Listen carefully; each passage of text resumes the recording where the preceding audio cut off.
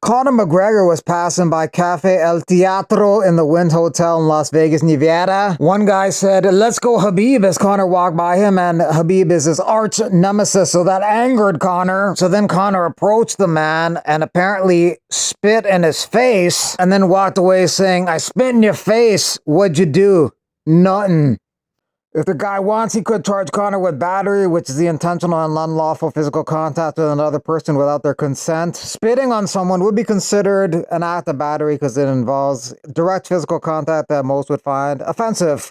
In Nevada, where this took place, spitting without causing bodily harm is typically treated as a misdemeanor. Penalties for battery can include up to 6 months in jail and a fine up to $1,000.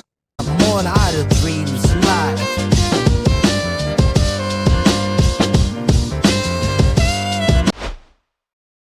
Ilia Topuria versus Islam Makhachev, rumored to be next. The same source also broke stories in the past that Arnold Allen was fighting Movsar Evloev and Corey Sandhagen was fighting Umar Nurmagomedov. It does fall in line with what Dana White has been saying about how they have something special cooking for Islam Makhachev, which would either be a shot at 170 belt, which isn't going to happen right now, so this would be the only special super type of fight that they could do for Makhachev right now. Topuria versus Makhachev would be a really good fight. Obviously, Topuria has really good striking, but his takedown D is quite good, and I don't think he's going to be able to be taken down and held down that easily, so it'll make for a compelling fight.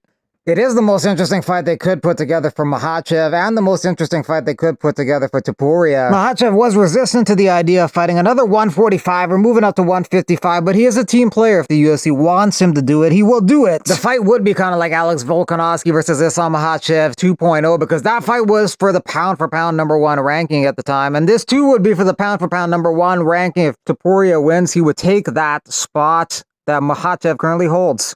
For some reason, they had freshly painted locker rooms at the ANB Arena in Riyadh, Saudi Arabia over the weekend, and it impacted fighters such as Terrence McKinney, his teammate Mike Davis, and his teammate Lucas Alexander, who ended up in the hospital as a result.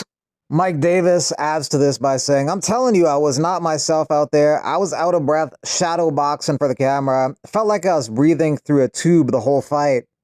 This is an interesting thing because if it was just one locker room that was painted, then the other guy would have an advantage. And maybe this is one of those occasions where an excuse could be actually a legitimate excuse. Davis did start the fight a little bit odd, trying to pull guard and do some strange stuff. He was doing some strange stuff like he'd been sniffing something, but nonetheless, good win for Fares Ziam. He's hovering around the top of the rankings, I'd say between 16 and 20 right now.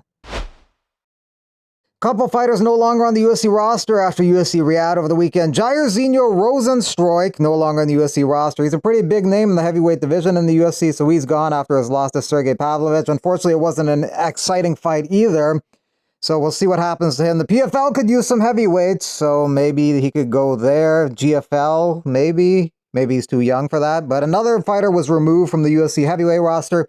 Jamal Pogues, that's a tough one because he fought out his UFC contract, went out on a loss, but many felt he got robbed. And obviously, including himself, he thought he got robbed in that fight with Hamdi Abdel-Wahab. What do you think of this Bryce Mitchell? Kelly Kovacevic says she wants 2 more fights in the UFC, then they'll make 20 fights in the organization and finish off her UFC contracts. Patchy Mix asking the PFL to release him from his contract so he can fight the best in the world and not be on the shelf. Dana White says that UFC is worth $17 or $18 billion. Dana White says he's not going to retire ever until he drops dead. He wants to keep doing this forever. Kind of like Bob Arum. He hates Bob Arum, but he respects the fact still at 94 he's going still promoting hard boxing bouts. They're looking away from each other for some reason in this, but this is the official poster for UFC Fight Night. Royval versus Karp on March 1st. The winner may get a title shot next after Kai Kara-France, who's likely getting the next title shot against Pantoja. Jacqueline Amarin versus Poliana Viana added to the April 26th Kansas City, Missouri card. Some of the other fights on that card so far: Ikram Alashkera versus Andre Muniz, Michel Pereira versus Abu Sufyan Magomedov, David Onama versus Giga Chikadze in the featherweight division. Some of the other fights on that card so far: Ikram Alashkera versus Andre Muniz, Michel Pereira versus Abu Sufyan Magomedov, David Onama versus Giga Chikadze in the featherweight division. Some of the other fights on that card so far: Ikram Alashkera versus Andre Muniz, Michel Pereira versus Abu Sufyan Magomedov, David Onama versus Giga Chikadze in the featherweight division. Mayra Bueno Silva's face a couple days after her fight with Jasmine Jasdavicius in Riyadh, Saudi Arabia. Latest odds for DDP versus Strickland. DDP almost a 2-1 favorite over Strickland in the main event at UFC 312 Saturday. Alice Pereira looking to make her UFC debut against Claudia Sagaila in April.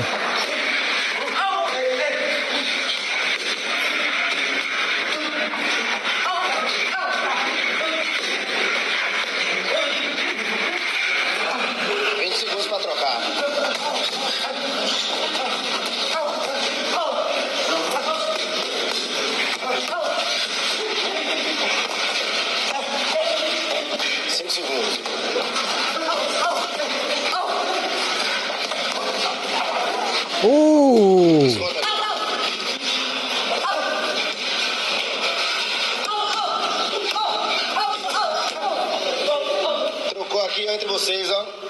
Phil Rowe not happy with Marvin Vettori using the N-word. Phil Rowe says, now you clowns just getting too comfortable. Just speak this way in person. Rowe's coming off a loss to Jake Matthews. Vettori is fighting Roman Dolidze next. This week, there's been incidents with Bryce Mitchell, Conor McGregor, Marvin Vettori, and Sean Strickland hasn't even had a press conference yet. Movsar Evloev down to fight Diego Lopez next. Diego Lopez has been impressive after losing to me, and now he's higher in the rankings, so why not him? Friday, LFA is doing a show in Sao Paulo. Also on Friday, Invicta's doing a show. The co-main event got canceled because Cataline did power slap and got medically suspended. So that fight got canceled, but it's going to be rebooked for the following events. Vero versus Vera in an Atomweight Muay Thai fight at One Fight Nights 97, Friday, February 14th, Valentine's Day. Torres Finney's going to be making his UFC debut on April 5th on that Fight Night card in Las Vegas. He's going to be taking on Robert Valentin. Zabit Magomedsharipov retired, but he's still training.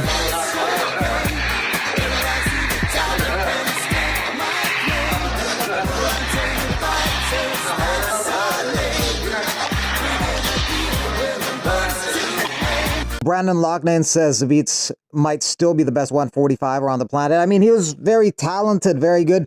His cardio just seems suspect in a couple of fights. By round 3, he's getting tired, and that's a very bad thing if you're going to be fighting the best in the world for 5 rounds and you're getting tired in round 3 against lower level competition. Yeah, that's a problem. But it still would have been good to see how far he could have pushed it. Right now, he could be in his absolute prime.